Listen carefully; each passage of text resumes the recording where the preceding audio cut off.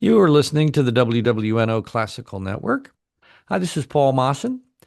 Each week, we carve out a couple of minutes and check with Dave Walker about what's going on in the museum scene this week. Dave is host of the Museumgoer.com. Dave, welcome back. Hey, Paul. All right, what are we looking at this week?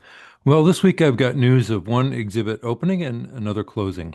The New Foundation, a nonprofit focusing on the Louisiana heritage cultures of Cajun, Creole, and indigenous peoples, has a small gallery space at 602 Toulouse Street. Opening there today, the exhibit Becoming Louisiana, Borders in Motion, 1683 to 1814, uses cartography to trace the history of Louisiana's journey to statehood. Maps from the Historic New Orleans collection in the Library of Congress have been reimagined as line art for this exhibit to show how the meaning of, quote, Louisiana, unquote, shifted through time. QR codes with the maps trigger digital attribution and context. The exhibit promises to explore the stories that maps tell, and sometimes omit, using the journey Louisiana took to become one of the United States. The new Foundation Gallery is open from 10 a.m. to 5 p.m. Monday through Friday. More at New Foundation, that's nous-foundation.org. And the traveling exhibit Degenerate, Hitler's War on Modern Art, closes Sunday at the National World War II Museum. Originating at the Jewish Museum at Milwaukee, the exhibit features more than 65 modernist works deemed morally inferior by the Third Reich and explores how that government used suppression of modern art as a propaganda tool. For this installation, the World War II Museum has added segments about the Nazis' parallel campaign against modern music, and especially jazz. More at nationalww2museum.org. Yeah, and the new foundation exhibit sounds like it fits quite nicely under the semi-quincentennial umbrella. It does. So you can add this exhibition to your America 250 visit to the French Quarter to see American Revolution, the augmented exhibition right around the corner at HNOC, and exhibits dedicated to Galvez and Lafayette on view just down Charter Street at the Cabildo. And this just in, the Old U.S. Mint, the location of the Jazz Museum, has scheduled a presentation for 4 p.m. Friday titled Minting the American Spirit, Celebrating Our Nation's Semi-Quincentennial. This will be of greatest interest to numismatists, but other activities will be offered as well. More at america250.org.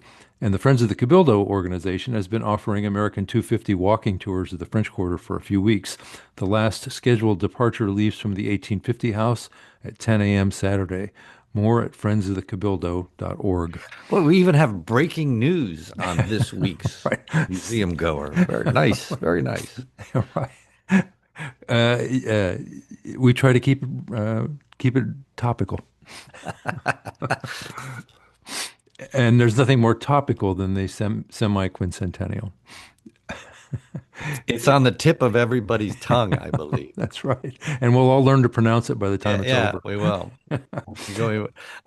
I'm trying to, I'm still working on the Roman numeral system. Don't be throwing all this stuff at me now. Right. In public programs, at 6 p.m. today, the Museum of the Southern Jewish Experience hosts a virtual, free knish making workshop led by chef Marissa Baggett. More at msje.org. Diane Honoré and Leonard Smith III will present Creole Roots, Stories of Freedom in the Family Tree, and Exploration of Forgotten Family Legacies at 6 p.m. Thursday at the Cabildo. Don Vappy will set the stage with a musical performance at 5:30. The event is free, but registration is requested at louisianastatemuseum.org. The Historic New Orleans Collection will kick off a Courtyard Sessions music series at 5 p.m. Friday, featuring Katie Rogers and her swing orchestra, featuring special guest Lena Prima. The event is free to HNOC members, $10 for non-members. American Revolution, the augmented exhibition, will be open during the performance. More at hnoc.org. And the Newcomb Art Museum of Tulane will host a Young Audiences of Louisiana Community Day from 11 a.m. to 2 p.m. Saturday. More at newcombartmuseum.tulane.edu. Just like putting lump crab meat on a piece of fish, adding Don Vappy to any event just gives it that extra oomph, I He, find. he's a swinging cat. And speaking of the swingin'est cat, you can check out Dave Walker's website, themuseumgoer.com, for information on anything we've talked about. And also a video of our presentation can be found there as well. Dave, thanks so much, and we will catch up with you next week. Thanks, Paul. See you then.